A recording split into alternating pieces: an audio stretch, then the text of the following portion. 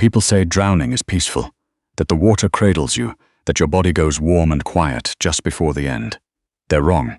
There is nothing peaceful about watching a child sink beneath black water while the rest of the world stands on the bridge and films it on their phones. Josie Callahan didn't think. She kicked off her shoes on the railing of the Harlem River footbridge, and she jumped 32 feet into November water that hit her body like concrete and swallowed her whole. She didn't know that the little girl thrashing below the surface, the one with the leg braces and the purple coat billowing around her like a bruise, was the only daughter of Nico Saviano, the man who owned the ports, the man whose name made judges stammer and prosecutors retire early. She didn't know that pulling that child from the river would drag her into a world of blood money, loyalty debts, and a man who would burn down everything he'd built to keep his family breathing. All Josie knew was that a kid was drowning and nobody was jumping, so she jumped. The cold was the first enemy. It seized her chest like a fist, crushed the air from her lungs, turned her muscles into something brittle and disobedient. The current was the second, stronger than it looked from above, pulling her sideways while she fought to orient herself in water so dark it could have been ink. She couldn't see the girl. She dove under, her eyes burning, her fingers clawing through nothing, came up gasping, dove again. And this time her hand caught fabric, the purple coat. She hauled the girl up, broke the surface with a sound like tearing paper, and felt the child's arms lock around her neck with a grip that said she'd been waiting for someone, anyone, to come. The girl wasn't breathing right. Josie could feel the shallow, ragged rhythm of her chest even through the soaked coat. She kicked toward the concrete embankment, fighting the current with legs that were already going numb, the girl's weight dragging her under every third stroke. Someone on the bridge was shouting. Someone else was still filming. No one was in the water. Josie's shoulder hit the embankment wall and she screamed from the impact, but her free hand found a rusted maintenance ladder. She hooked her arm through the rung and held the girl above the waterline, treading with legs she could barely feel. The girl coughed. Water came up, then air went in, and Josie heard the most beautiful sound of her life, a child crying. Crying meant breathing. Crying meant alive. Paramedics pulled them both out 7 minutes later. Josie remembered hands, bright lights, a foil blanket that did nothing against the cold that had settled into her bones. She remembered the girl being taken from her arms, and the sudden emptiness of that like losing a limb. She remembered someone asking her name and not being able to answer because her teeth were chattering too hard. Then she remembered nothing at all. She woke in a hospital room that smelled like bleach and institutional coffee. Her body felt like it had been put through an industrial dryer, every muscle wrung out, her shoulder throbbing where she'd hit the embankment, her throat raw from the river water she'd swallowed. A nurse told her she had mild hypothermia, a dislocated shoulder they'd already set, and the beginning of a respiratory infection. The girl, Josie asked. Is the girl okay? The nurse's face did something complicated. She's fine. She's been discharged. Josie tried to sit up. She was drowning. She had leg braces. Someone needs to. Ma'am, the nurse said gently. No child matching that description was admitted through our ER tonight. That's impossible. The paramedics took her right off the ladder. I'm told you came in alone. The nurse checked her IV with practiced hands. Hypothermia can cause confusion, memory distortion. You were in very cold water for a long time. Josie stared at her.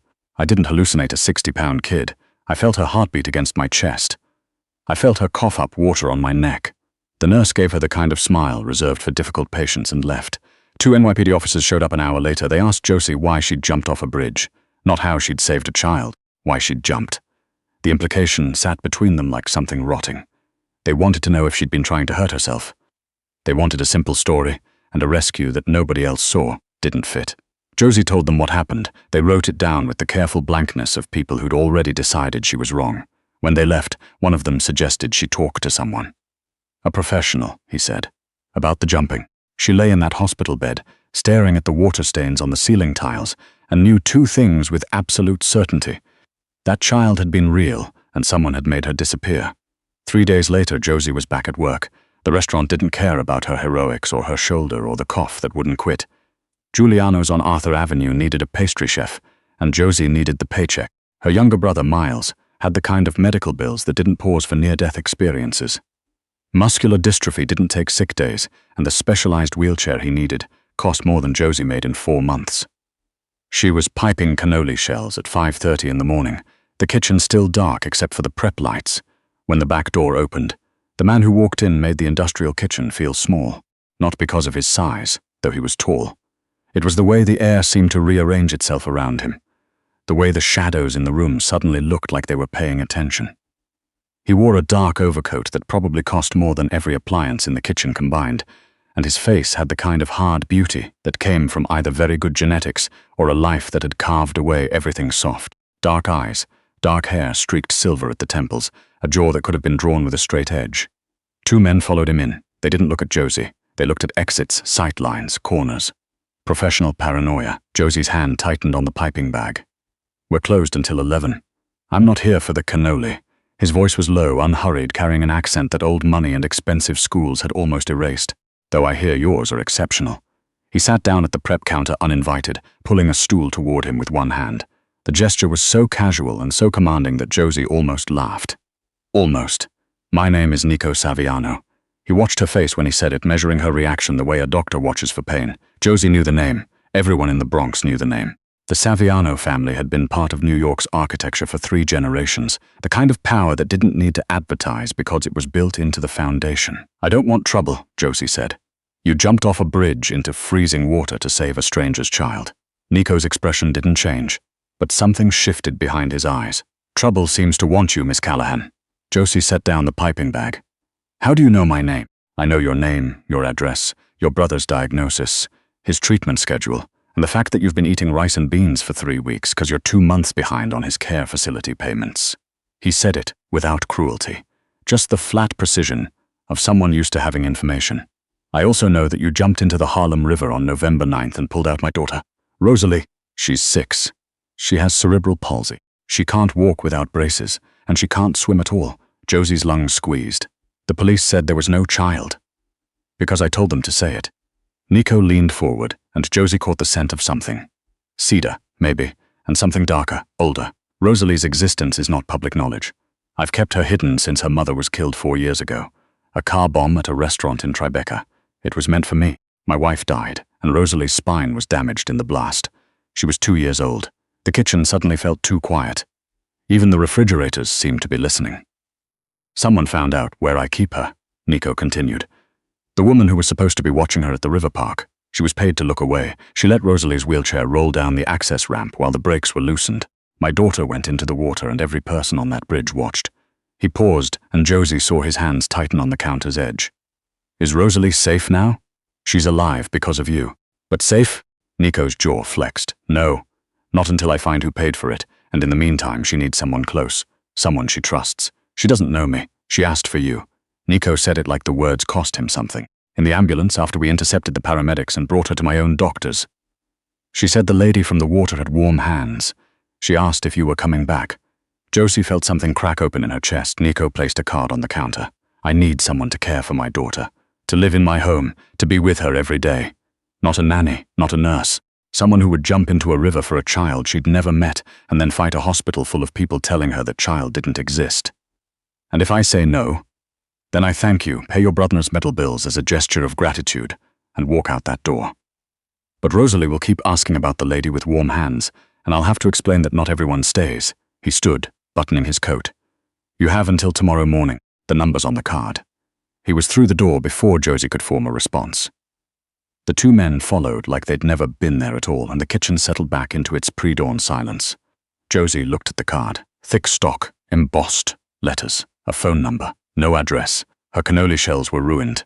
She'd squeezed the piping bag so hard the dough had cracked. "Tell me in the comments before we begin where you're listening from. I'm responding to everyone." The car came at 7 the next morning. Josie had packed 1 bag. She'd spent the night at Miles's care facility, holding his hand while he slept, watching the monitors track his breathing. He was 14 and already too thin, his body betraying him in ways that no amount of love could fix. She'd told him she was taking a live-in position with a wealthy family. Good pay. His face had lit up the way it always did when he thought she might finally catch a break. "Don't forget about me, Jojo," he'd said, using the nickname from when he couldn't pronounce her name. "Never," she'd told him. "Not once. Not ever." The drive took 40 minutes, north through Westchester, past towns that got progressively greener and quieter until the noise of the city felt like a rumor. The estate appeared behind a wall of old-growth oaks, revealed gradually like a secret being told in stages. Iron gates, stone drive, gardens that looked maintained by an army. And then the house, a sprawling Georgian manor in grey limestone, beautiful and fortress cold, bristling with cameras Josie could see and guards she suspected she couldn't. Nico met her at the door.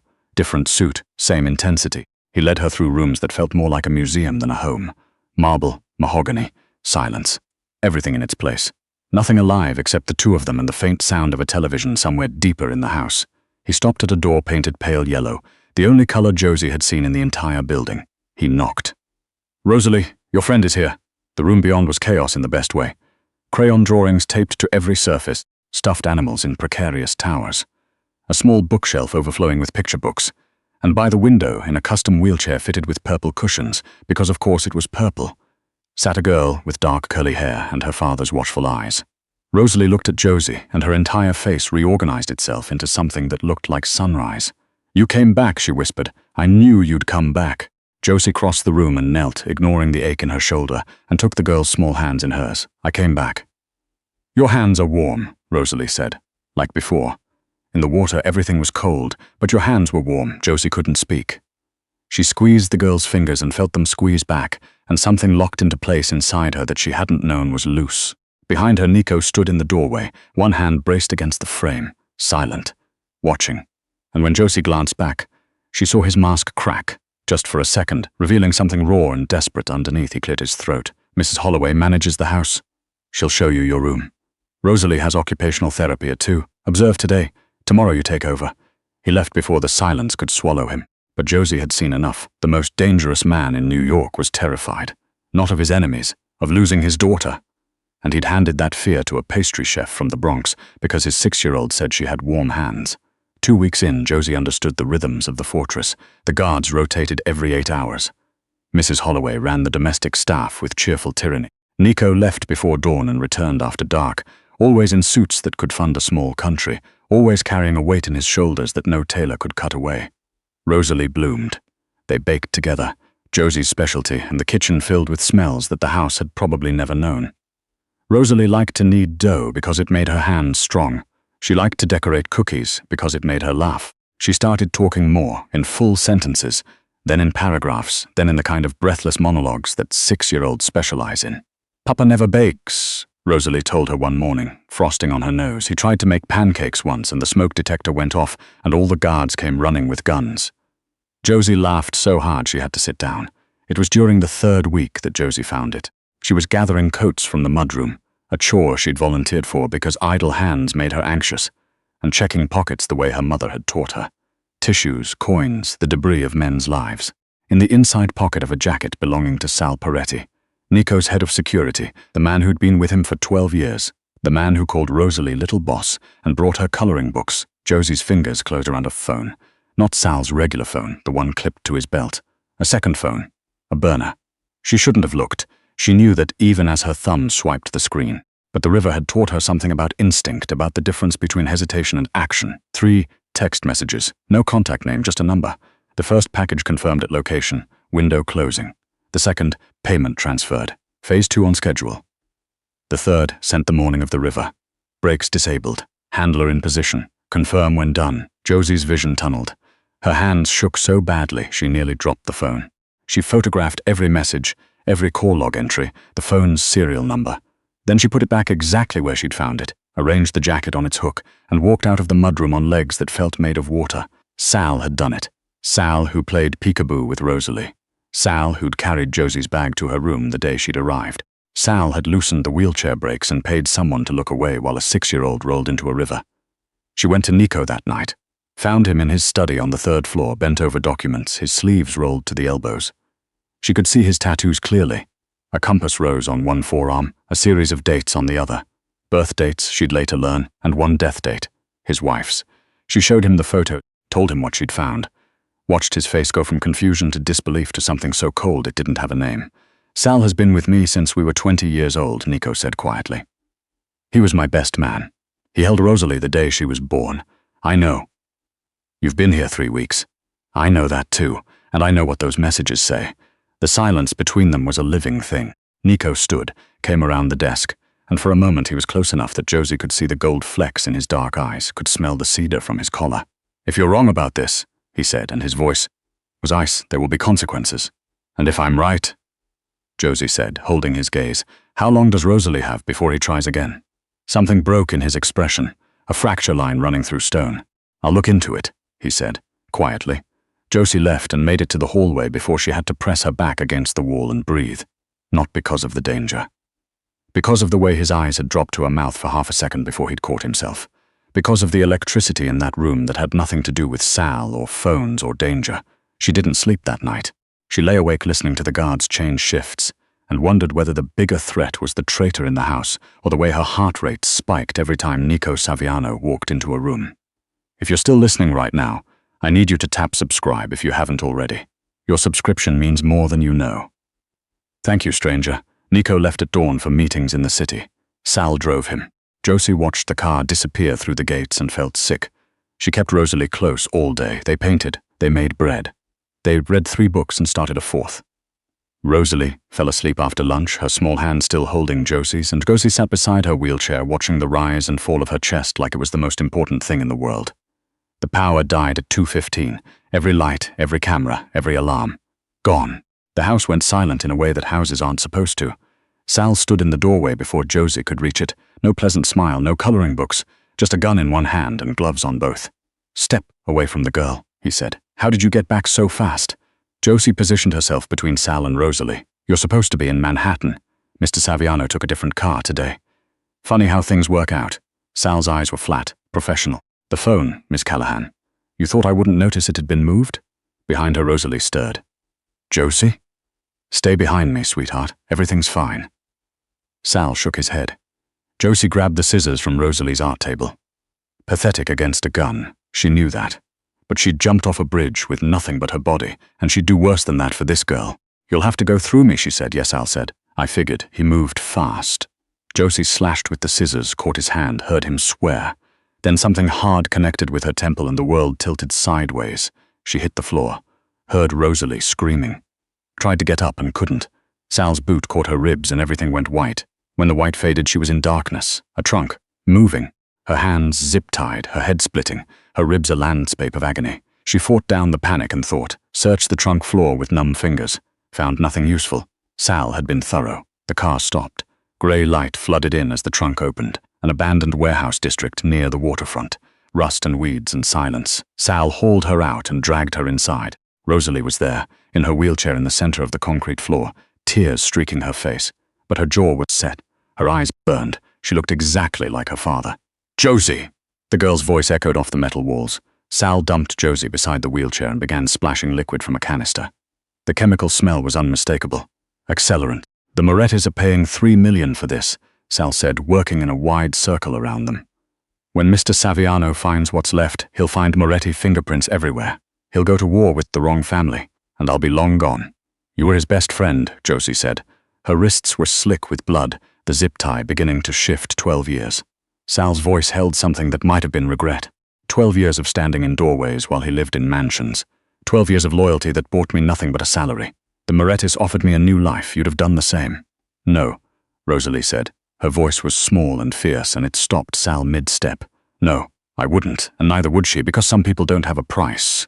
Sal stared at the girl, and for a moment his mask slipped. Then he pulled out a lighter.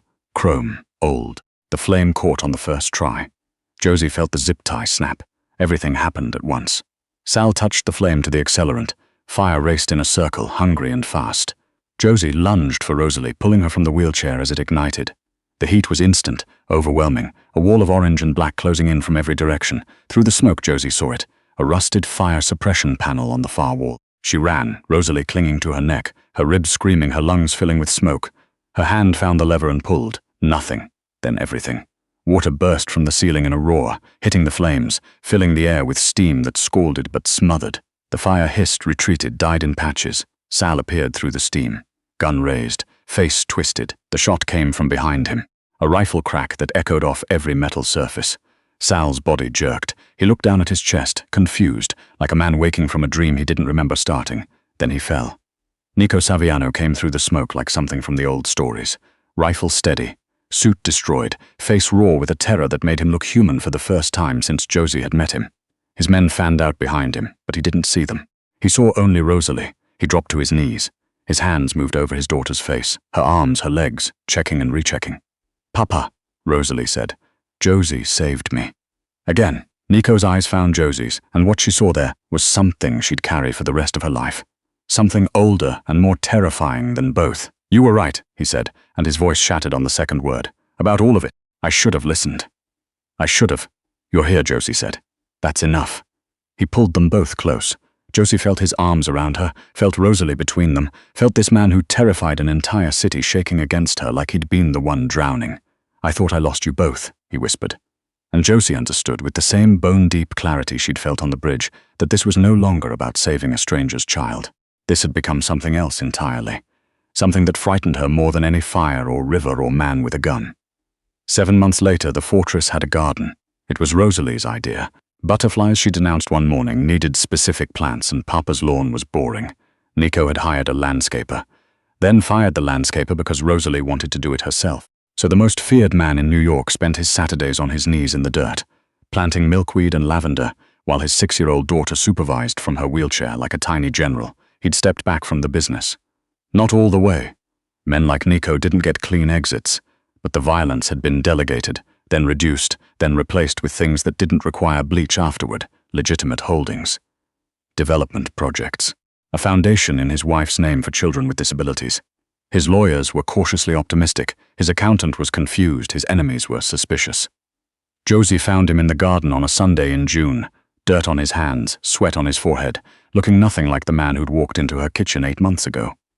He looked up when she approached, and his smile, God, his smile, still stopped her heart every time. They'd been circling each other for months. The almost touches in the kitchen. The way his gaze lingered when he thought she wasn't looking. The night she'd found him asleep in the chair beside Rosalie's bed, and had draped a blanket over him, and his hand had caught hers in the dark, and neither of them had pulled away. "Walk with me," he said, and offered his hand. He led her to a bench beneath a Japanese maple he'd planted the week after the warehouse. A life for a life, he'd told her then. Now the leaves were green and full, shading them from the afternoon sun. "I'm not good at this," Nico said, and Josie heard the same man who commanded rooms full of dangerous men stumble over words like a teenager. "I know how to negotiate, how to threaten, how to build things people are afraid to tear down. But I don't know how to say what you've done to me without it sounding like a transaction." "Try," Josie said. He reached into his pocket and pulled out a small box. Inside, a ring. Not a diamond, a sapphire deep blue, the color of water, surrounded by tiny stones that caught light like scattered sparks. "I'm not asking you to marry a man people fear," Nico said, dropping to one knee in the garden where his daughter's butterflies were just beginning to arrive. "I'm asking you to marry a father who's learning how to plant flowers. A man who's trying to become someone his daughter can be proud of. Someone you could." "Yes," Josie said. "I wasn't finished." "Yes, anyway." He kissed her, and it was like coming up for air after a very long time underwater. His hands on her face, her fingers gripping his shirt, both of them kneeling in the dirt of a garden that hadn't existed 8 months ago. "I love you," he said against her mouth. "I didn't think I had that left. You found it." "I love you too," Josie said. "My beautiful, terrifying gardener." Rosalie found them there 10 minutes later, still kneeling in the dirt, the sapphire catching June light on Josie's hand. "Does this mean Josie stays forever?" she asked, and the hope in her voice was the purest sound in the world. "Forever," Nico said.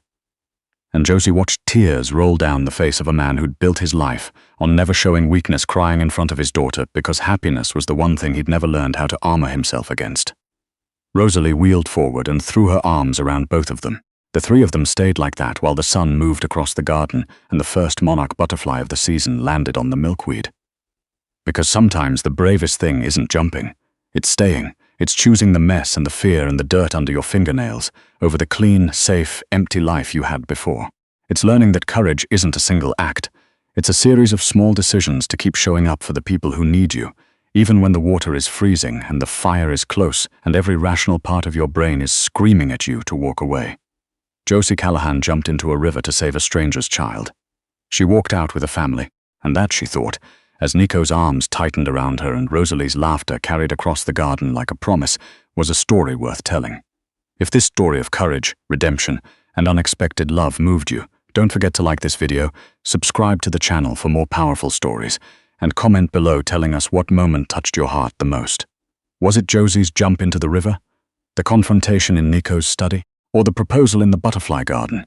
We love hearing from you, and your support helps us bring more stories that remind us all. Even in the coldest water, warmth can find you. Until next time, keep running toward the light.